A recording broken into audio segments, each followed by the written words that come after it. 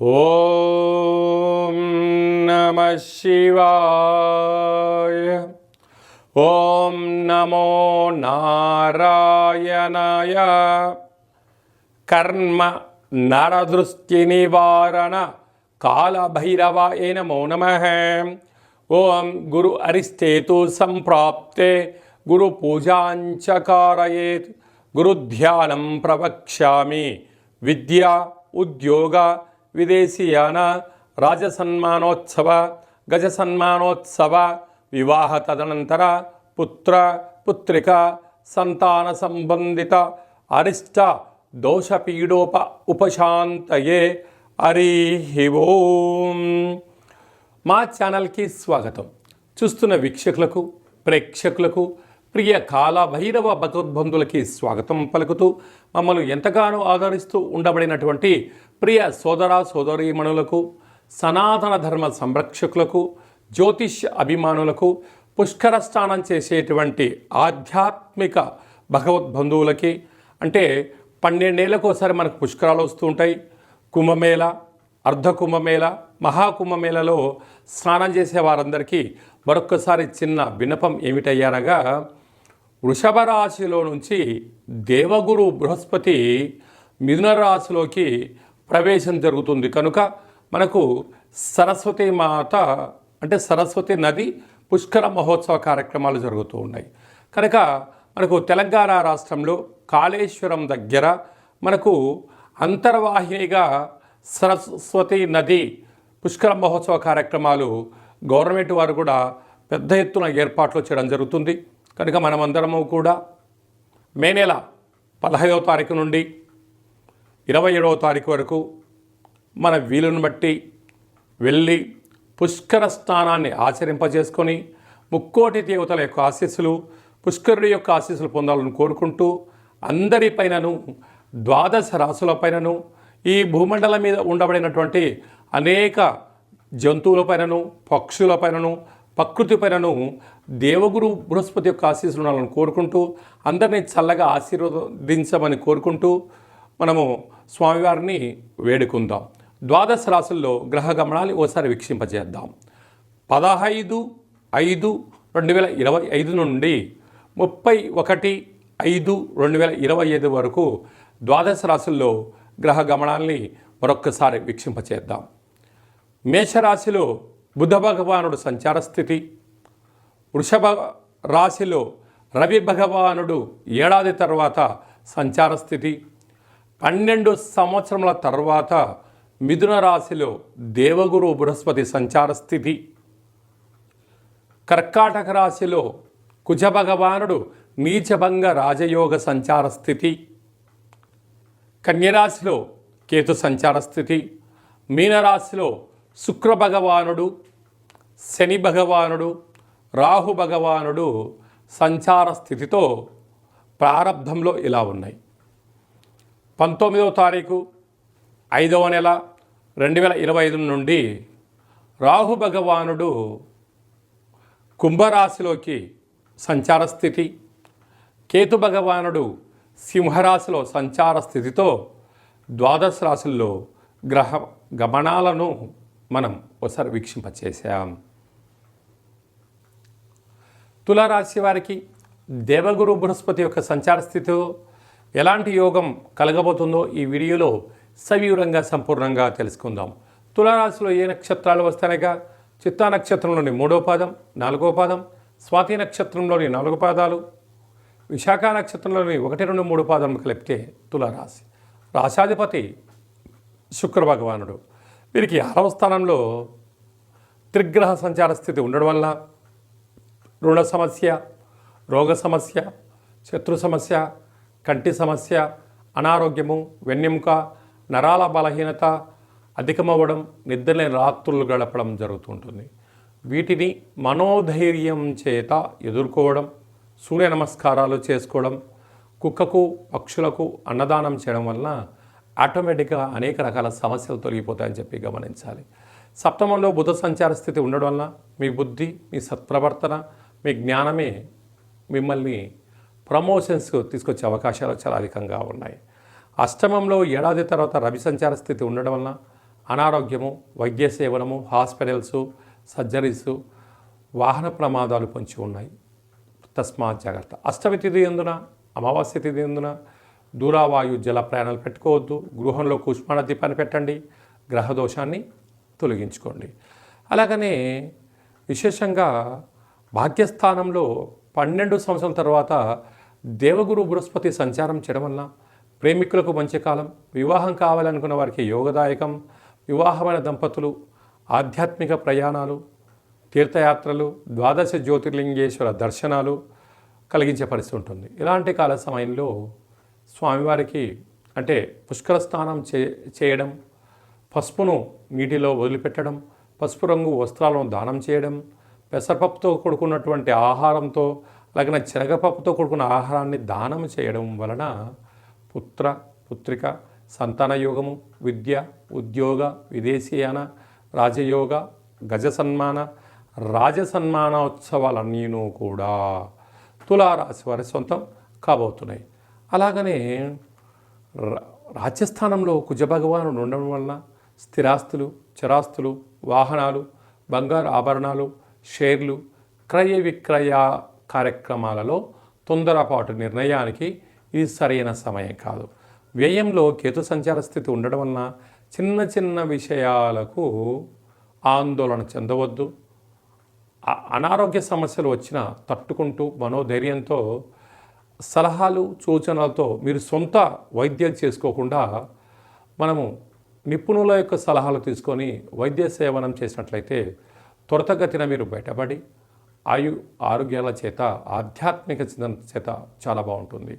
అలాగనే సాఫ్ట్వేర్ ఉద్యోగస్తులు, హార్డ్వేర్ ఉద్యోగస్తులు, వ్యవసాయ సోదరీమణులు, గృహ భవన నిర్మాణ కార్యక్రమం చేసేవారు, మార్కెటింగ్ రంగంలో ఉండబడిన వారు, సినిమా రంగాల్లో ఉండబడిన వారందరికీ గురు యోగ్యత స్నానము, పుష్కర స్నానం అవసరం అని చెప్పి కూడా గుర్తుపెట్టుకోగలగాలి.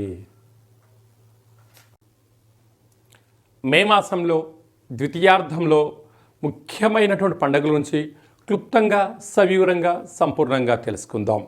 మనకు విశేషంగా 20వ తారీఖున వైశాఖ మాస బహుళ అష్టమి, అలాగనే 27వ తారీఖున వైశాఖ మాస కృష్ణపక్ష అమావాస్య సందర్భంగా మనమందరము కూడా గృహాన్ని శుద్ధిగా పెట్టుకొని కాళభైరవ స్మరణ, ధ్యానము, కాళభైరవ స్మరణ అష్టకాన్ని వినడం, సునకపు మహారాజు గారికి ఆహారాన్ని ఏర్పాటు చేయడం, అలాగనే కాకి వాహన దేవతకు ఆహారాన్ని ఏర్పాటు చేయడం వలన సంచిత కర్మ, ప్రారబ్ధ కర్మ, ఆగమిక కర్మలు తొలగిపోతాయని చెప్పి గమనించాలి. అలా లేదు అనుకుంటున్న వారందరూ కూడా మన యొక్క దేవాలయంలో నిత్యము కాళభైరవ హోమ కార్యక్రమాలు జరుగుతూ ఉంటాయి. ఈ కింది నెంబర్ను సంప్రదించినట్లయితే మీకు వీడియో కాల్ చేసి స్వామివారి యొక్క దర్శనం చేయించి మీరు అనుకున్న అన్ని పనులను విజయం సాధించేటువంటి కాళభైరవ హోమ కార్యక్రమాన్ని చేయించడం జరుగుతుందని చెప్పి కూడా గమనించాలి. అదే కాకుండా మనకు 15వ తారీఖు నుంచి 27వ తారీఖు వరకు మనకు సరస్వతి నది పుష్కరాల సందర్భంగా వీలైనంత వరకు వెళ్దాం, స్నానం చేద్దాం. గతించినటువంటి పెద్దవారికి అక్కడ హిరణ్య శ్రాద్ధము, సువర్ణ శ్రాద్ధము, అలాగా అనేక కార్యక్రమాలు, దశదానాలు చేయడం వలన వారి యొక్క ఆశీస్సులు మన కుటుంబాలకు శ్రీరామ రక్ష అని చెప్పి గమనించగలగాలి. అలా వెళ్ళలేనటువంటి వారందరికీ కూడా మనము ఆదివారము, మాస శివరాత్రి ఆదివారం సందర్భంగా అక్కడ కాళేశ్వరం దగ్గర ఇలాంటి కార్యక్రమాలు ఏర్పాటు చేయడం జరిగింది. వెళ్ళలేనటువంటి వారందరూ కూడా మీ పేర్లు, గోత్రనామములు, గతించిన వారి పేర్లను వాట్సాప్లో మీరు పంపించగలిగినట్లయితే మీకు వీడియో కాల్ చేయించి చూపించి దండం పెట్టించి మీకు ఆ పుష్కర జలాన్ని ప్రసాదంగా అందజేయడం జరుగుతుంది.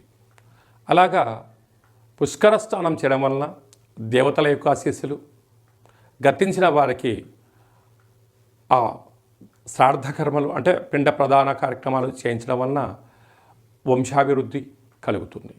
అలాగనే స్మరణ, ధ్యానము, స్నానము వలన మనస్సు ప్రశాంతత కలిగి దేవగురు యొక్క ఆశీస్సుల వలన అఖండమైన విద్య, ఉద్యోగ, విదేశీయాన, రాజసన్మాన, రాజకీయ, పుత్రిక సంతాన దోషాలు, పిల్లల యొక్క చదువులు, పిల్లల యొక్క అభివృద్ధి, తల్లిదండ్రుల నుంచి మనకు వచ్చేటువంటి స్థిర చరాస్తులలో ఉండబడిన ఆటంకాలను కూడా తొలగిపోతాయని చెప్పి గమనించాలి.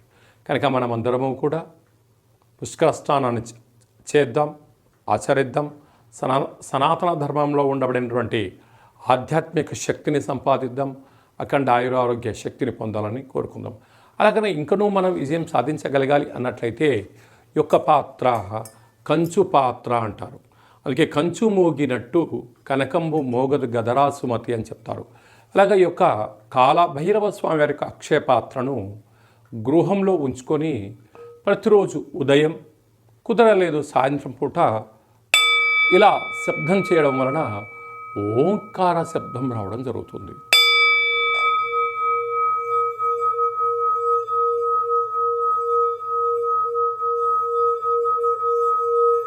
ఈ ఓంకార శబ్దాన్ని సృష్టించడం వలన, వినడం వలన మన మనస్సు ప్రశాంతత ఉండడం, గృహంలో ఉండబడినటువంటి జ్యేష్ఠాదేవి బయటికి వెళ్ళిపోవడం, ఇంట్లో వాస్తుదోషం తొలగిపోవడం, మానవుని శరీరంలో చక్రాలు వికసింపచేయడం, మనం ఏదైతే అనుకుంటున్నామో ఆ పనులు అన్నిటినీ కూడా కాళభైరవ స్వామి దేవ ముందుండి నెరవేర్చడం జరుగుతుంది. అలాగా కాళభైరవ స్వామి యొక్క పూజ 20 రకాల వస్తువులతో దిష్టి దించి ఈ అక్షయ పాత్రను అందజేయడం జరుగుతుంది. కనుక మనం అందరము కూడా అక్షయ పాత్రను ఇంట్లో ఉంచుకుందాం, అష్ట కష్టాలకు స్వస్తి పలుకుదాం, అష్టైశ్వర్యాలకు స్వాగతం పలుకుదాం. అలాగే మీ వ్యక్తిగత జాతకం తెలుసుకోవాలనుకుంటున్నారా? మీరు పుట్టినటువంటి తేదీ, నెల, సంవత్సరం, సమయం, మీ పేరు రాసి ఆన్లైన్ ద్వారా కానీ ఆఫ్లైన్ ద్వారా కానీ మీరు పంపించగలిగినట్లయితే 100 సంవత్సరాల జాతకాన్ని రాసి పంపించి మీరు పుట్టినప్పుడు గ్రహ గమనాలు ఎలా ఉన్నాయి, ప్రస్తుతం ఎలా ఉంటున్నాయి, రాబోయే కాలంలో ఎలా ఉండబోతున్నాయో సవివరంగా సంపూర్ణంగా తెలియజేయడం కూడా జరుగుతుంది. చాలామందికి డేటా బర్త్లో లేనటువంటి వారికి మీ పేరు యొక్క మొదటి అక్షరాన్ని అనుసరిస్తూ రాశిని తెలియచేస్తూ స్థితిగతులను తెలియచేస్తూ రమణ శాస్త్రం ద్వారా అనగా గవ్వళ ద్వారా కాళభైరవ ఉపాసన చేత భూత, భవిష్యత్, వర్తమానాన్ని తెలియజేయడం జరుగుతుంది. కనుక జాతకాన్ని తెలుసుకుందాం, జీవితంలో రాబోయేటువంటి అడ్డంకులను తొలగించుకుందాం, ఐశ్వర్యాన్ని, ఆనందాన్ని పొందుదాం, అద్భుతమైన యోగాలను మనం సొంతం చేసుకుందాం. మన గ్రామ, రాష్ట్ర, దేశ, ప్రపంచ స్థాయి వరకు అందరం ఎదగాలని కోరుకుందాం. కనుక జాతకం తెలుసుకోవాలనుకుంటున్న వారందరూ కూడా అపాయింట్మెంట్ తీసుకొని సంప్రదించగలరు. అలాగా వివాహం కాని వారికి ఎందుకు వివాహం అవ్వడం లేదు, జాతకాలు ఎలాంటి దోషాలు ఉన్నాయి, ఎలాంటి అబ్బాయి ఎలాంటి అమ్మాయిని వివాహం చేసుకోవచ్చు, ఎలాంటి అమ్మాయి ఎలాంటి అబ్బాయిని వివాహం చేసుకోవచ్చో తెలియచేయడం జరుగుతుంది. వివాహం అయినటువంటి దంపతులు తరచుగా చిన్న చిన్న విషయాలకు గొడవపడడం, విడిపోయేంత వరకు తీసుకొస్తూ ఉంటారు. అలా కాకుండా చిన్న చిన్న మార్పుల సలహాలు, సూచనల ద్వారా మిమ్మల్ని ఆ పార్వతీ పరమేశ్వరులు ఎలా కలిసి ఉంటారో ఉండేటువంటి ఆధ్యాత్మిక సలహాలు, సూచనలు ఇవ్వడం కూడా జరుగుతుందని చెప్పి గమనించాలి. అందరికీ వైశాఖ మాసంలో ఉండబడినటువంటి బహుళాష్టమి, అమావాస్య, సరస్వతి నది పుష్కర భగవంతుడి యొక్క ఆశీర్వాదం కోరుకుంటూ ఆశీర్వచనం. ఓం శతమానం భవతి శతాయు పురుష సతేంద్రియ ఆయుష్యేవేంద్రియే ప్రతిష్టతి ధనం ధాన్యం బహుపుత్రలాభం శత సంవత్సరం దీర్ఘమాయు సర్వే జనా సుఖినో భవంతు లోకా సమస్త సుఖినో భవంతు. సర్వం సంపూర్ణ కాళభైరవ దేవత, రుద్రదేవత, బృహస్పతి దేవత అనుగ్రహ ప్రసాద సిద్ధిరస్తు తదాస్తు. ఈ వీడియో మీకు నచ్చినట్టయితే లైక్ చేయండి, షేర్ చేయండి, మా ఛానల్ని సబ్స్క్రైబ్ చేసుకోండి. మేము చేస్తున్న ఆధ్యాత్మికమైన వీడియోలు అందరికన్నా ముందుగా మీరు చూడాలి అనుకుంటున్న వారందరికీ కూడా చూసి ఈ యొక్క ఆధ్యాత్మిక భక్తి సమాచారాన్ని భగవద్బంధులకు, మిత్రులకు చేరవేయండి. హిందూ ధర్మాన్ని కాపాడండి.